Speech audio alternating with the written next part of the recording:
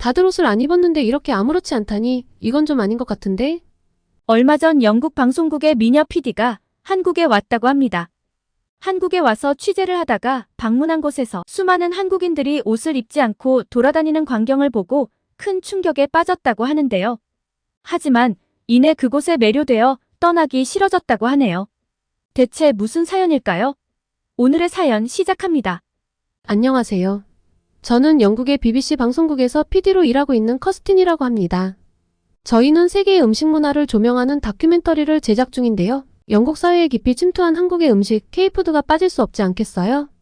저희 다큐멘터리 제작팀들이 세계 각국의 나라로 흩어져서 취재를 하기로 했는데 아시아권은 태국, 베트남, 한국, 일본, 중국을 갔어야 했거든요. 저는 한국에 몹시 가고 싶었습니다. 원래 한국 음식을 좋아하거든요. 런던에도 한국 음식점이 꽤 있는데 한번 방문한 뒤론 단골이 됐어요. 런던에 있는 한국 음식점은 아마도 다 다녀봤을 거라 자부하고 또 워낙 음식을 좋아해서 한국 음식을 만들어 보기도 할 정도이니 제가 가야 하지 않겠냐며 우겼는데 다들 자기가 한국에 가야 하는 이유가 하나쯤은 있더라고요. 결국 저희는 사다리 타기를 했습니다. 의견이 좁혀지지가 않았거든요. 저는 속으로 중국과 일본만 아니면 된다고 빌고 있었어요. 중국은 음식이 맛있다고는 하지만 위생을 생각하면 정말 가고 싶지 않았거든요. 다들 제 마음 이해하시죠? 일본 음식은 제 입맛에는 영 맞질 않았어요. 제가 회를 별로 안 좋아하기도 하고요. 일본 특유의 짭짤하고 단 느낌이 제게는 좀 맞지 않았습니다. 놀러 가는 건 아니지만 그래도 기왕이면 맛있는 음식도 먹고 원하는 나라에 가면 좋잖아요. 사다리 타기 내내 빌었던 제 기도가 효험이 있었는지 제가 한국에 가게 되었습니다. 게다가 제 맛집 투어를 함께 해주는 방송작가 친구도 함께 한국에 가게 되었어요. 들뜬 마음에 저희는 완전 신났죠. 자료조사를 하는 과정이 그렇게 깊을 수 있다는 건 이번에 처음 알았네요. 일을 하는 건데 일이 일같이 안 느껴지더라고요. 역시 뭐든 마음먹기 나름인 것 같아요. 아주 마음에 맞는 팀, 그리고 제가 원하던 나라, 맛있는 음식까지. 완벽한 이번 출장은 정말 환상적이었습니다. 어떤 내용을 담아갔는지 궁금해하실 테니 잠깐 소개해볼까요? 우선 한국의 치킨을 빼놓을 수 없죠. 프라이드 치킨, 양념치킨 등 다양한 치킨들을 제일 먼저 담았습니다. 맛의 종류가 다채롭고 브랜드별로 특색도 있어서 너무나 즐거웠어요. 게다가 이렇게 늦게까지 배달을 해주다니. 배달의 민족이란 말을 자료조사하다가 봤는데 정말 딱인 것 같아요. 그리고 또 다른 닭 요리인 삼계탕도 소개했습니다.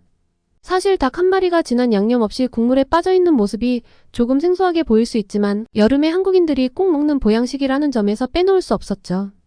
요새 한국 음식은 건강관리에 관심이 많은 사람들이 특히 선호하거든요. 삼계탕이 세계인의 보양 음식으로 좀 더 알려졌으면 하는 마음으로 소개했는데 괜찮죠? 그리고 한정식도 빼놓을 수 없겠죠? 유럽인들에겐 생소한 한국의 반찬 문화와 넉넉한 인심을 즐기기엔 이것만한 게 없으니까요. 실제로 함께 경험했던 저희 카메라팀 막내는 그대로 한국에 눌러 앉고 싶다는 이야기를 여러 번 하더라고요. 갈비찜 하나만 있어도 밥을 먹겠는데 잡채와 게장까지 여기 나온 반찬이라는 모든 것들이 단일 메뉴 하나로서도 충분히 경쟁력이 있다나요. 한국 음식 하나하나의 색감이 너무나 다채로워서 영상미도 아주 탁월했습니다. 이걸 본 사람들이면 모두 한국 음식이 궁금해지고 꼭 먹어보고 싶지 않을까 하는 자화자찬을 절로 하게 되더군요. 그리고 길거리 음식도 취재를 했는데요. 호떡과 붕어빵, 떡볶이와 순대, 어묵을 소개했어요. 이 음식들은 무한정 먹을 수 있을 것 같더라고요. 떡볶이를 먹고 순대를 먹다가 매우면 어묵을 먹고 디저트로 호떡과 붕어빵을 먹었다가 다시 떡볶이와 순대로 가는 순서라면요. 이런 스트릿푸드도 단순하지 않고 한국의 상징인 매운맛을 즐길 수 있다는 점, 그리고 한국의 매운 음식 외에도 호떡이나 붕어빵같이 너무나 매력적이고 달콤한 맛도 존재한다는 점을 보여줬는데 한국 음식이 맵다고만 생각하는 사람들에게 꼭 권해주고 싶었어요. 그리고 마지막은 해산물 요리였습니다. 서울 같은 경우에는 바다와 인접해 있지 않지만 한국 국토 자체가 삼면이 바다이기에 이렇게 다채로운 해산물 요리를 즐길 수 있다는 걸 보여줬죠. 한국의 많은 생선구이집, 그리고 한정식에서의 조기구이 반찬부터 한국 전통 음식인 된장찌개에 넣는 바지락, 생선 조림들, 한식에서 쓰이는 멸치 육수를 보여줬는데요. 화려한 음식들도 있지만 우선 한식의 곳곳에 이렇게 해산물 재료들이 녹아있으며 깊은 맛을 내는 주재료라는 것, 그리고 해산물 요리가 일상적이고 조리법이 다채로운데 주식인 쌀밥과 굉장히 잘 어울리는 맛이라는 걸 알려주고 싶었거든요. 그리고 유럽권 국가 사람들이라면 누구나 기절하게 놀라는 굴 요리와 조개구이도 소개했죠. 아마 영국 사람들은 이 영상을 보면 침이 흐르는 걸 멈출 수 없을 거예요. 이렇게 맛있는 걸 한국인들만 먹고 살다니 한국인들은 매 끼니가 너무 행복할 것 같은데요. 아, 그리고 디저트가 어디 갔냐? 라고 하실 것 같은데 당연히 K디저트도 빼놓지 않았답니다. 커피 믹스와 한국인들이 사랑하는 아이스 아메리카노, 팥빙수를 영상에 담았죠.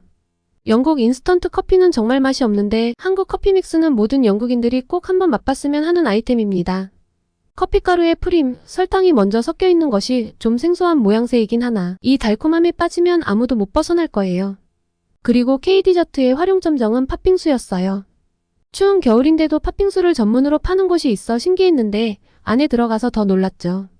종류가 엄청나게 많았는데 메론 빙수처럼 통메론을 이용한 빙수가 있는 등 일반적인 상상 이상의 빙수들을 보니 입이 절로 떡 벌어졌어요.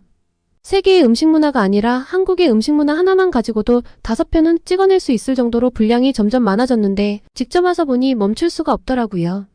나중에 한국 음식 스페셜 다큐멘터리를 만들어야 할 것 같다는 생각입니다.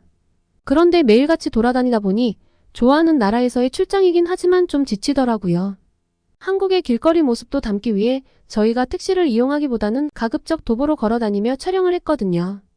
호텔방에서 발바닥을 매일같이 주무르며 잠들곤 했는데 어느 날은 정말 피로가 주체할 수 없을 정도로 몰려오는 날이 있었습니다. 아무래도 이건 좀 아니다 싶어 피로를 풀 좋은 방법이 없을까 고민을 하는데 저랑 한 방을 쓰는 작가 친구가 솔깃한 이야기를 꺼냈습니다. 찜질방에 가자는 거예요. 그리고 거기 가서 코리안 스크럽을 받아보면 어떠냐고 하더라고요. 찜질방이 뭐야? 라고 물어보니 사우나 비슷한 거라고 하던데요. 솔직히 말해 별로 느끼지 않았습니다. 영국도 사우나가 있지만 야외에 그냥 창고 같은 곳이 덜렁 있고 밖에서 수영을 하다가 추워지면 마구 달려가서 몸을 녹이는 수준이거든요. 좋아하는 사람들은 좋아하는데 딱 한 번 가보고 저는 다시는 안 가요. 가끔 운동하는 곳에 작은 사우나가 있는 곳도 있는데 들어가 본 적은 없고요. 그 말을 하니 이 친구가 한국 시스템은 다르다며 우리는 따뜻한 물에 몸을 담그고 피로를 풀 수 있을 거라고 하는 거예요. 그러자 일본 온천이 떠올랐습니다. 사실 예전에 일본 여행을 가서 비싼 돈을 주고 온천을 갔었는데 정말 별로였거든요. 피부에 좋다고 해서 기대를 했는데 피부가 좋아지기는커녕 뾰루지가 났었고 온천 정식이라고 부르던 음식도 하나같이 맛이 없었어요. 보기는 예뻤는데 맛이 별로라 좀 어이가 없었죠. 제가 일본 온천 이야기를 꺼내며 별로 좋지 않은 기억이 있다고 하니 친구가 좀 고심하던데요. 열심히 외국인들이 사용하는 여행 사이트를 뒤지며 한국 찜질방의 후기를 찾더군요. 그러더니 웃으면서 이 댓글들을 좀 봐. 라며 제 눈앞에 들이밀었는데요. 아만다 사이프리드가 한국의 찜질방과 때밀이에 빠져있다고 해서 꼭 한국에서 찜질방을 가보고 싶었어요. 지금까지 경험하지 못한 분들에게 애도를 표합니다. 살면서 꼭 한 번은 가봐야 해요. 한국은 왜 이런 찜질방 문화를 전 세계로 수출하지 않는 거죠? 전 핀란드 사람인데요. 핀란드 사우나보다 한국의 찜질방이 한 수 위예요. 때밀이 후 먹었던 계란과 식혜 아이스 커피는 잊지 못하겠어요. 전 그동안 제대로 씻는 법을 몰랐네요. 한국에서 제대로 씻는 법을 알아갑니다. 고마워요, 한국. 한국의 찜질방에서 사우나를 하면 피부에 노폐물이 잘 떨어져 나가는 뭔가가 있는 건가? 그리고 음식이 맛있다고? 핀란드 사우나보다 좋다고? 아주 솔깃하더라고요. 작가 친구는 이미 이 찜질방 후기에 매료된 것 같았어요. 호텔방에서만 샤워를 해도 이렇게 얼굴과 머릿결이 보들보들한데 찜질방은 크고 목욕을 위한 전문 시설이니까 다른 장치가 있지 않겠냐는 거예요. 후기를 보니 목욕과 사우나 모두 그냥 몸만 가면 되고 필요한 건 거기서 다 사서 쓸 수 있으며 무엇보다 맛있는 음식도 판다고 하니 우리가 안 가보면 후회할 거라며 열변을 토했습니다. 아까 아만다 사이프리드가 찜질방에 빠졌다는 댓글이 있어서 검색을 해봤는데요. 미국 LA 한인타운엔 찜질방이 있는데 때밀이를 경험해본 뒤론 한 달에 한두 번은 꼭 찜질방에 가서 때를 민다고 나와 있더라고요. 그리고 눈에 번쩍 뜨인 문장이 있었습니다.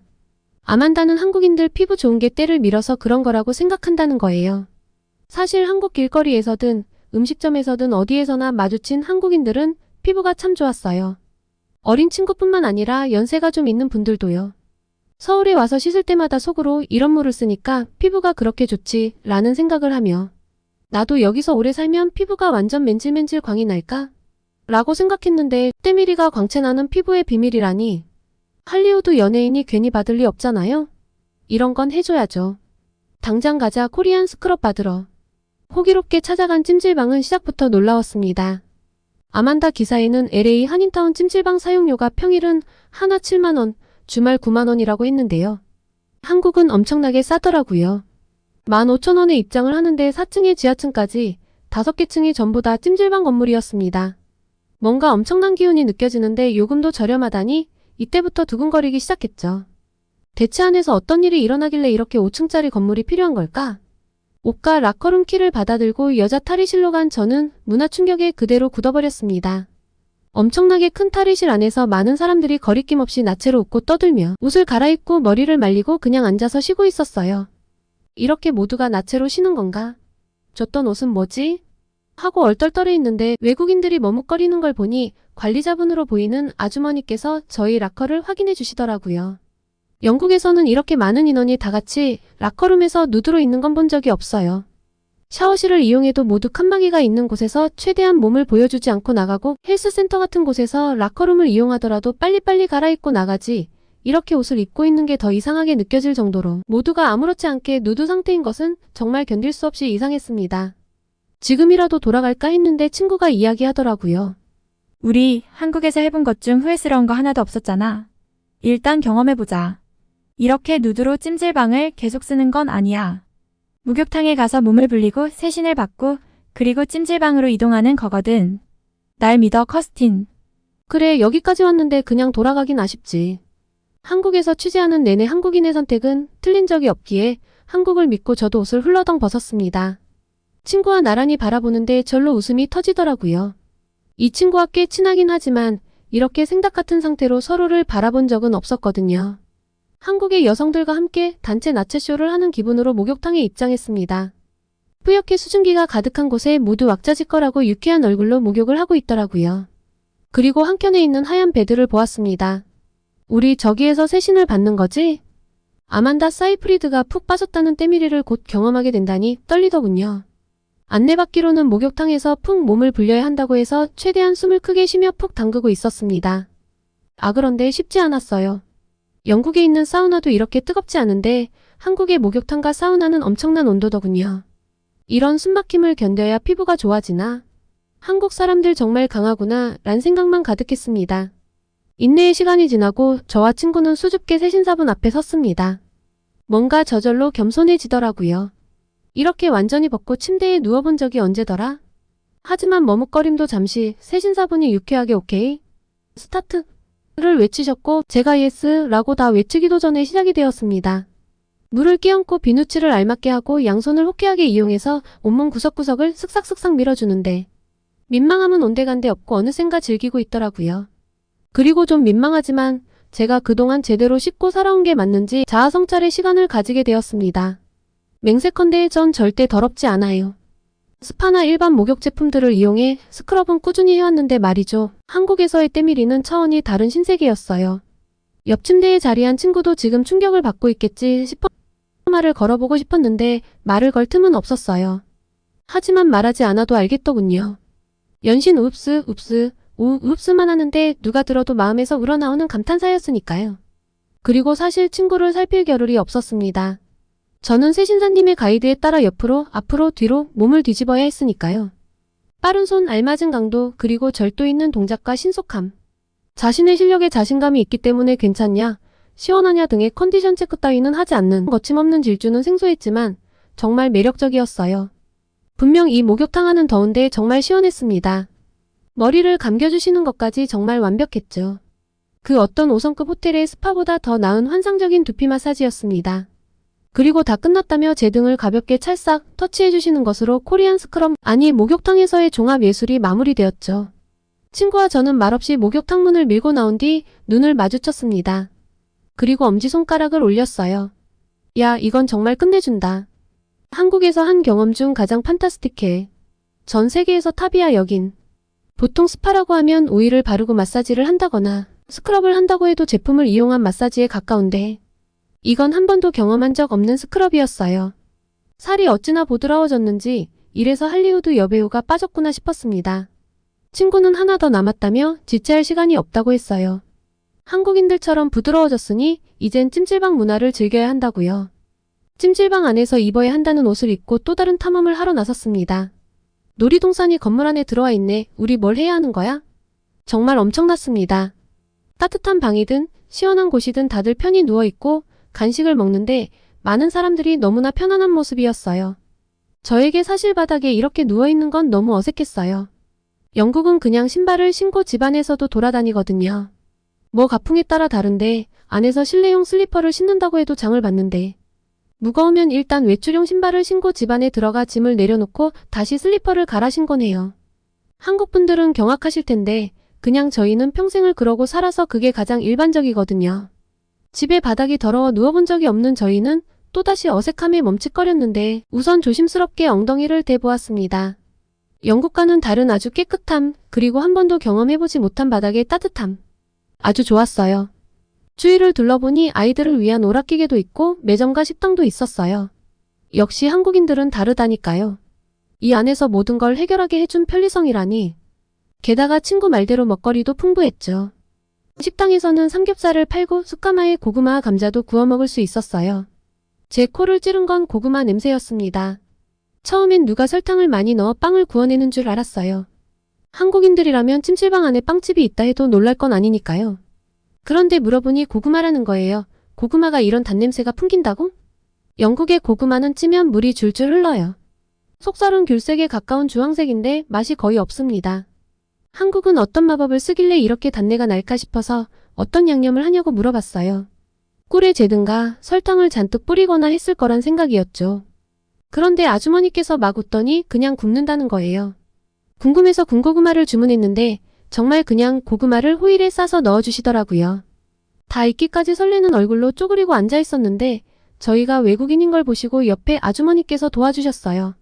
그리고 계란과 식혜를 같이 먹는 게 좋을 거라고 조언도 주셨죠. 친절하기도 하시지. 저희는 아주머니의 조언대로 매점에 가서 계란과 식혜를 샀어요. 돌아가니 다 익었다며 고구마를 주셨는데 달콤한 냄새가 코를 찔렀습니다. 육성으로 우아 소리가 절로 나오더군요. 속살이 노랗게 황금색인데 색부터 달랐어요.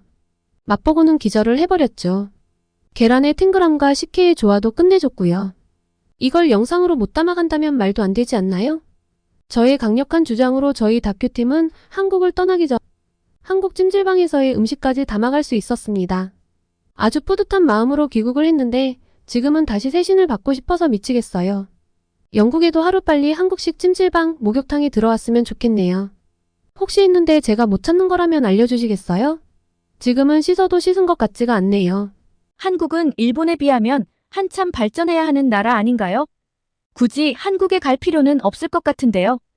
여기 일본의 한 세미나장. 미모의 미국 여교수가 한국은 아직 개발도상국이고 일본을 한참 배워야 한다고 주장하고 있는데요. 옆에서 일본 교수는 만족스러운 웃음을 짓고 있습니다. 그러나 잠시 후 이 미국 교수는 엄청난 충격에 휩싸이게 되는데요. 대체 무슨 일일까요? 오늘의 사연 시작합니다. 안녕하세요. 저는 UCLA 경영대학원에서 교수로 일하고 있는 제니퍼 스미스입니다. 오늘은 제가 최근에 겪었던 일을 여러분께 들려드리려고 해요. 태어나 처음으로 한국에 갔다 오고 제 생각과 앞으로의 연구 방향성에 있어 엄청난 변화가 있었거든요. 얼마 전 저는 일본에서 열린 아시아 관광 활성화 전략 세미나에 참석하게 되었어요. 사실 아시아 관광 시장에는 그다지 관심이 없었는데 학과장님의 부탁을 뿌리칠 수가 없었죠. 그래서 아시아권에서는 가장 대표적인 국가인 일본 위주로 자료를 준비해 갔어요.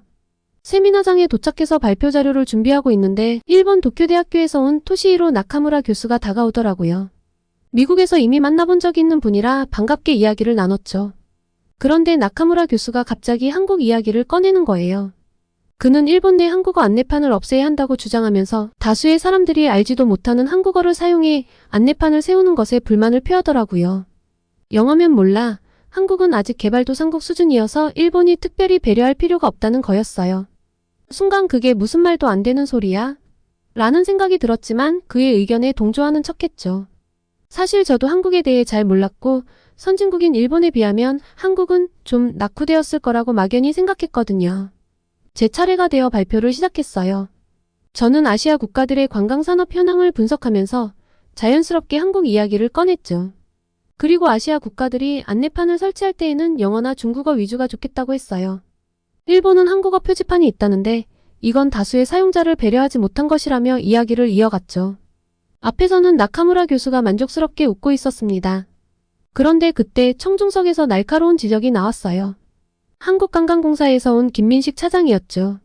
그는 제 주장이 편견에 가득 차 있다며 반박했어요.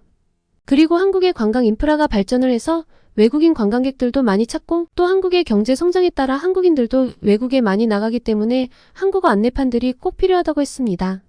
저는 그의 말에 동요하지 않으려 애썼어요. 한국의 외국인 관광객이 얼마나 오겠어? 게다가 한국인들이 외국에 나간다 한들 얼마나 소비를 하겠어? 라며 따져 물었죠. 하지만 김 차장은 제 질문에 구체적인 데이터로 답했어요. 믿기지 않았지만 그가 제시한 근거들은 납득할 만했어요. 스미스 교수님, 한국을 개발도상국 취급하시는 것 같아 안타깝습니다. 최근 한국을 찾는 외국인 관광객 수가 크게 늘고 있고 이들의 만족도 역시 매우 높습니다. 물론 아직 부족한 점이 있지만 빠르게 개선되고 있죠. 김 차장의 말에 저는 살짝 당황했어요. 하지만 이내 반박하고 나섰죠. 김 차장님 말씀하신 것처럼 한국 관광객이 늘고 있다지만 이들이 진정 한국의 매력을 느껴서 온 걸까요? 아니면 일본이나 중국보다 물가가 저렴해서 온 건 아닐까요? 한국 관광 인프라가 충분히 경쟁력 있다고 보기엔 무리가 있습니다. 교수님, 한국은 이미 고부가가치 관광산업으로 전환하고 있습니다. 한류 콘텐츠나 의료관광 등 차별화된 경쟁력을 갖추고 있죠. 방문한 관광객들도 이런 매력에 이끌린 겁니다. 물가 때문에 온 게 아니에요. 김 차장의 날카로운 반박에 나카무라 교수는 당황한 눈치였습니다. 그리고 이야기를 거들었죠. 양적 성장을 넘어 질적 성장으로 전환해야 하는 건 한일 양국 모두의 과제인 것 같네요. 그런데 김 차장님, 한국 정부와 기업이 과연 그 정도 노력을 기울이고 있나요? 저는 김 차장이 이 질문에 명쾌한 답변을 내놓기 힘들 거라 생각했어요. 하지만 예상은 보기 좋게 빗나갔죠. 네, 한국 정부는 관광산업 육성에 심혈을 기울이고 있습니다. 한국관광공사를 중심으로 한국 관광 브랜드 가치를 높이기 위한 다각도의 노력을 펼치고 있죠. 기업들도 관광상품 개발과 서비스 혁신에 박차를 가하는 중입니다. 삼성, 현대 같은 대기업뿐 아니라 스타트업, 소상공인 등 관광산업 전반의 경쟁력이 높아지고 있어요. 토시히로 교수와 저는 할 말을 잃었어요. 김 차장이 제시한 사례들은 구체적이면서도 설득력이 있었거든요. 그가 열변을 토하는 동안 저는 왠지 모를 열등감에 휩싸였어요. 말싸움에서 지고 있다는 느낌이 들더군요. 하지만 이대로 물러설 수는 없었어요. 저는 마지막으로 한국 관광 경쟁력의 취약점을 꼬집어 보기로 했죠. 김 차장님, 아무리 정부와 기업이 노력한다지만 아직 한국은 관광 인프라 면에서 일본에 한참 못 미칩니다. 서울 시내 호텔만 해도 객실이 크게 부족하고 외국어 서비스는 미흡하잖아요. 이런 상황인데 한국을 선진 관광국으로 보긴 어렵습니다. 그러자 김 차장은 오히려 웃음을 지었어요. 마치 제 말을 기다렸다는 듯이 말이죠. 교수님, 지적해주신 부분은 저희도 인식하고 있습니다. 하지만 개선을 위해 정책적 노력을 아끼지 않고 있어요. 특급 호텔 신축이 활발하고 관광 전문 인력 양성에도 힘쓰는 중이죠. 영어, 일본어, 중국어에 능통한 관광 가이드가 크게 늘었고요. 이제 와서 보면 한국의 약점이라던 것들이 오히려 성장 기회가 되고 있습니다. 외국인 관광객 유치를 위한 동기부여가 되니까요. 김 차장의 자신감 어린 답변에 저는 속으로 혀를 내둘렀어요. 그의 논리에 더는 틈을 낼 수가 없었거든요. 반박할 수 있는 카드를 다 써버린 느낌이랄까요. 결국 토론은 김 차장의 완승으로 끝났어요. 하지만 저는 속으로 뜨끔했죠. 내가 한국 관광의 현주소를 얼마나 오판하고 있었는지 깨달았거든요. 통계와 자료, 생생한 목소리로 무장한 김 차장 앞에서 편견으로 무장한 제 주장은 송두리째 흔들렸어요. 토론이 끝나고 김 차장은 다시 한번 한국행을 제안했어요. 직접 보고 겪어봐야 한국에 대한 오해가 풀릴 거라면서 말이죠. 그 순간만 해도 저는 고민했어요. 하지만 직접 보고 확인하지 않고는 제 편견을 깰 수 없을 것 같았습니다. 이 한국행을 수락한 게 제 인생의 전환점이 된 것 같아요. 한국행은 제게 있어 일종의 깨달음의 여정이었으니까요. 인천국제공항에 도착한 순간 저는 깜짝 놀랐어요. 광활하고 현대적인 공항시설에 감탄이 절로 나오더군요. 입국 심사대를 지나는 동안 공항 직원들의 친절한 응대도 인상 깊었죠. 김 차장의 안내를 받아 공항철도를 타고 서울역으로 향했어요. 좌석이 넓고 쾌적해서 피로를 싹 잊을 수 있었죠. 서울역에 도착해 지하철로 갈아탔는데 역시 놀라움의 연속이었어요. 에스컬레이터와 엘리베이터는 물론 시각장애인을 위한 점자 블록과 안내 서비스까지. 마치 모든 사람을 배려한 듯한 시설에 감동했답니다. 우리가 묵을 호텔에 체크인하고 로비에서 쉬고 있는데 호텔 매니저가 다가와 말을 걸더라고요. 외국인 투숙객이 많은지 영어로 능숙하게 필요한 것들을 체크하고 도움을 주겠다고 하시는 거예요. 일본 호텔에서는 경험해보지 못한 서비스라 적잖이 놀랐죠. 다음날 김 차장의 제안으로 경복궁을 관광했어요. 웅장한 고궁 건축물을 보노라니 절로 감탄이 나오더라고요. 화려한 단청과 단아한 선, 자연과의 조화까지. 동양 건축미의 진수를 느낄 수 있었죠. 경복궁 안내원의 설명도 인상 깊었는데요. 한국사는 물론 건축 양식, 궁중 문화까지 해박한 지식을 쏟아내는 거예요. 궁금한 걸 물어보면 친절하고 자세히 알려주시고요. 점심으로 광장시장의 먹거리를 맛봤어요.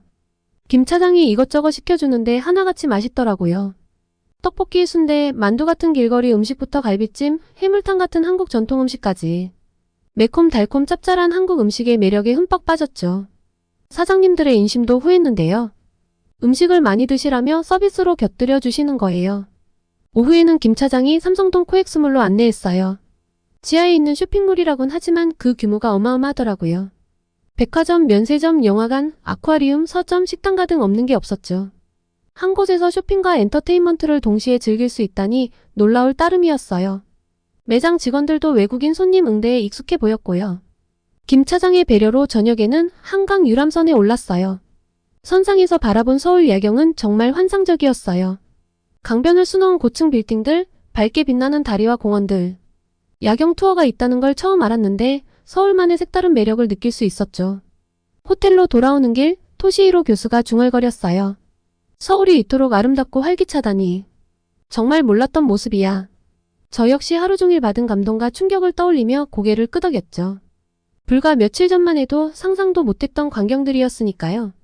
다음 날은 KTX를 타고 부산으로 향했어요.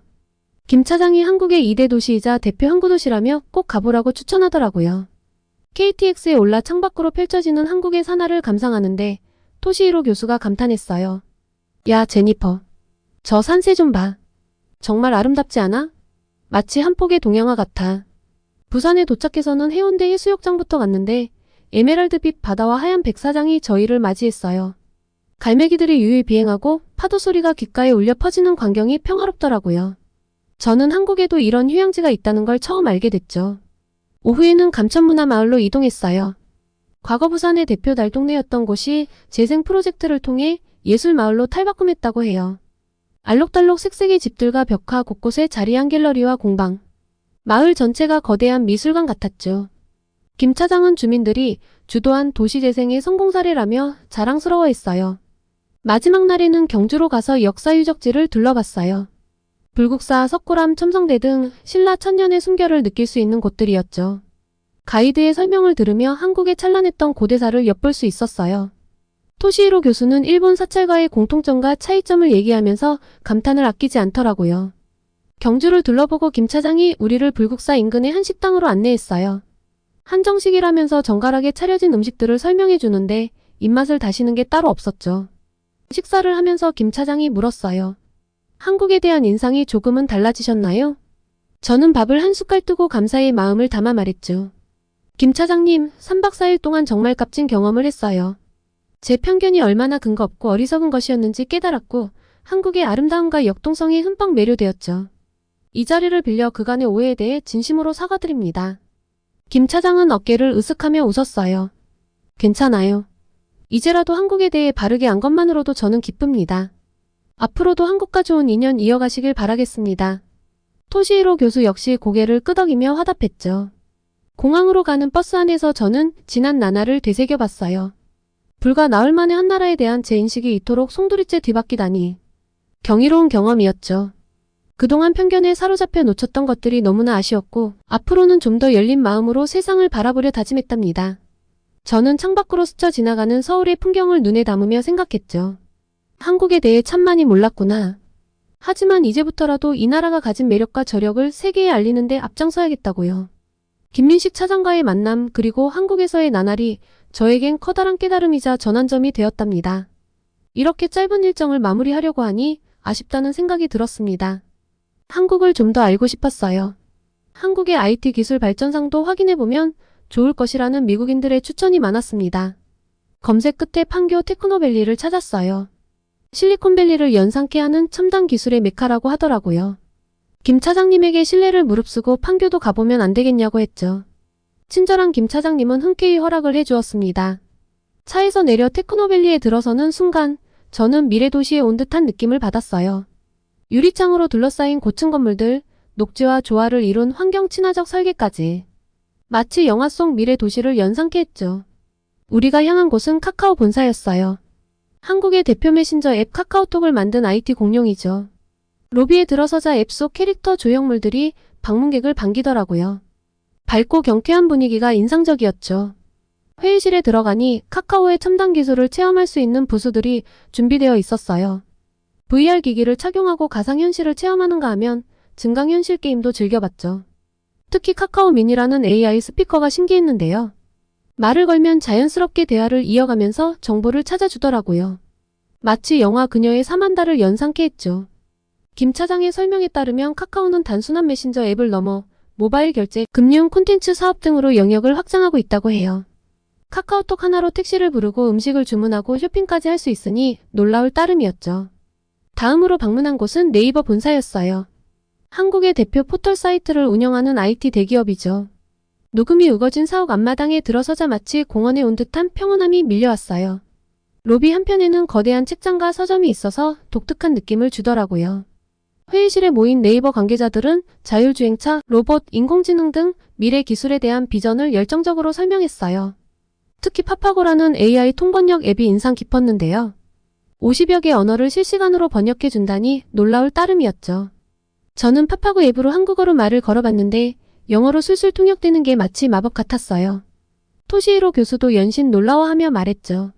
이런 기술이 현실화될 줄은 몰랐어. 언어의 장벽이 사라지는 날이 멀지 않았군. 저 역시 가까운 미래의 세계인들이 파파고 덕분에 자유롭게 소통하게 될 것만 같았어요. 오후에는 김 차장의 안내로 스타트업 캠퍼스를 찾았어요. 역동적이고 창의적인 한국의 스타트업 씬을 느껴보고 싶었거든요. 캠퍼스에 들어서니 젊은 개발자들과 창업가들이 분주히 움직이고 있었어요.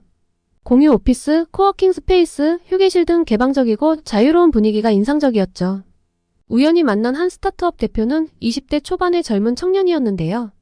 대학교 재학 중 창업에 도전해 인공지능 기반의 의료 솔루션을 개발했다고 해요. 김 차장의 통역에 따르면 정부와 대기업, 투자자들의 적극적인 지원 덕분에 아이디어를 사업화할 수 있었다는 거예요. 젊은 창업가의 열정에 깊은 감명을 받은 토시히로 교수가 말했어요.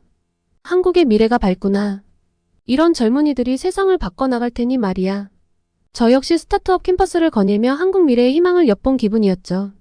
김 차장은 우리에게 판교가 한국의 실리콘밸리로 불리는 이유를 실감했으리라 말했어요. 그의 말맞다나 첨단 기술과 창의성, 젊은 패기가 융합된 판교의 모습은 충격 그 자체였죠. 혁신을 향한 한국인들의 열정을 온몸으로 느낄 수 있었답니다. 숙소로 돌아오는 길, 저는 김 차장에게 솔직한 심정을 털어놨어요. 판교에서 본 것들이 정말 놀라웠어요. 한국이 IT 강국이라는 걸 실감했죠. 실리콘밸리 못지않은 경쟁력을 갖췄더라고요. 김 차장은 겸손한 미소를 지으며 말했어요. 아직 갈 길이 멀어요. 그래도 세계가 주목할 만한 혁신을 만들어낼 날이 곧 올 거예요. 저는 고개를 끄덕였죠. 불과 며칠 전만 해도 한국을 IT 후발주자쯤으로 생각했는데 이제는 선도국으로서의 면모를 똑똑히 봤으니까요. 미래를 혁신하는 기술, 그 중심에 당당히 선 한국. 새삼 존경심이 들었답니다. 호텔방으로 돌아와 창밖을 바라보니 판교 테크노밸리의 야경이 눈부시게 빛나고 있었어요. 저는 그 빛을 보며 마음속으로 중얼거렸죠. 이곳이 바로 내일의 세계를 밝힐 희망의 등불이구나라고요. 한국에서의 나날은 제게 잊지 못할 깨달음을 안겨주었답니다. 한국에서의 짧지만 강렬했던 나날들이 저에게 커다란 충격으로 다가왔어요.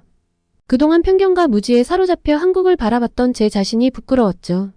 이제 그런 잘못된 시선을 버리고 새로운 마음가짐으로 한국과 마주할 때가 된 것 같다는 생각이 들었습니다. 한국에서 돌아온 뒤 저는 UCLA에서 문화적 다양성의 이해라는 새로운 강좌를 개설했어요.